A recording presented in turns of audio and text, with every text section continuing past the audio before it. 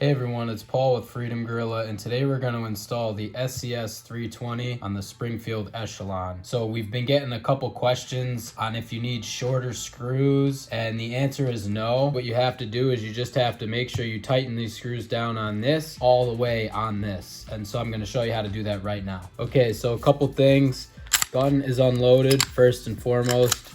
Nothing in the chamber, no magazine. This is a brand new optic, brand new SCS 320. So you'll watch us open the screws so that you know we're not using any special screws. You're gonna wanna make sure you use this pin set, obviously, for your Springfield Echelon, the Delta Point Pro.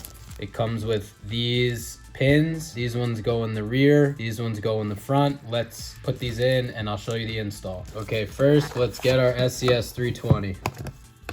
Now, for those of you that don't know, here's the screws. Now I'm gonna open these screws. Now, for those of you that don't know, this is now gonna be an open box item. Okay, so here's the screws.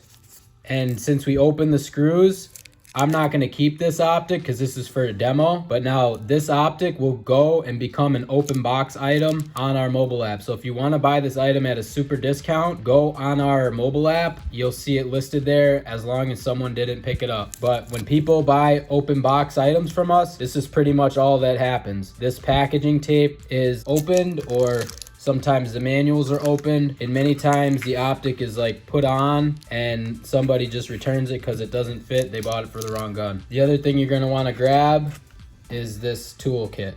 So let's put this down. Now let's get our pin set and put it on the Echelon. You gotta be careful with these little pins. They're really easy to lose. Kind of the only thing that bothers me about this Echelon, to be honest with you. So these are marked L and R. All right, these pins are actually a nightmare because they're so easy to lose, and I heard some of them are even back ordered.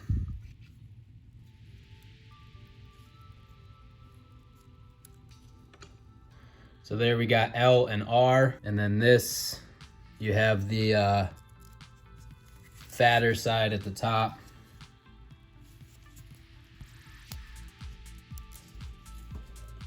Okay, so there's the pin set.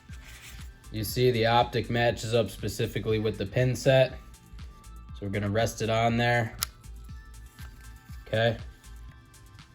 Now, some people do talk about this gap in the back, but we'll see when we tighten it down. To me, it's all about seeing daylight, so we're gonna tighten it down. So to tighten it down, we're gonna get our screws, pop them in there. Gonna use my Holosun tool, tighten it down. Now think of these like lug nuts, tighten them down evenly. So that one I just made a little snug.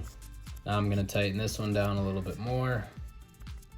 And you could feel that it's a little resistance, but see the optic's still wiggly. So that just means you have to tighten it down more. Now the screws are gonna go in pretty tightly because the cuts on this Springfield are really tight. These screw cuts. Okay, so I snugged it down a little bit. Now I'm tightening it all the way down. I'm tightening it literally as tight as I can with my fingers until I can't turn the screws anymore. And I'm making sure they're both even. I don't tighten this one down all the way and then tighten this one down. I make sure that I do it evenly. And there you go. I don't need shorter screws.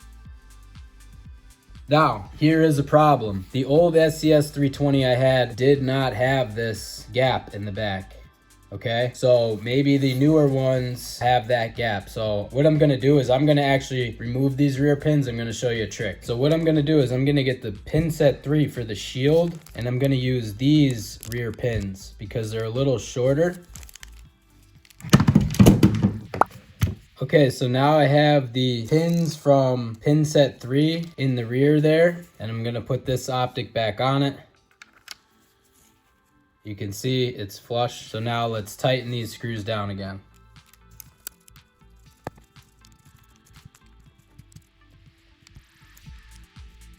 Okay, so 2 tips, guys. There should be no wiggle in this optic when it's fully tightened, and you are gonna have to really kind of torque it down a lot with this tool. Just make sure that you have the tool all the way in and that you don't strip any of the screws. But here you can see now there's no gap. So the gap may happen to you, it may not. Like I said, my first SCS 320, that gap wasn't there. But now that's it. It's installed and it's ready to go. There's no wiggle. These are both tightened down all the way.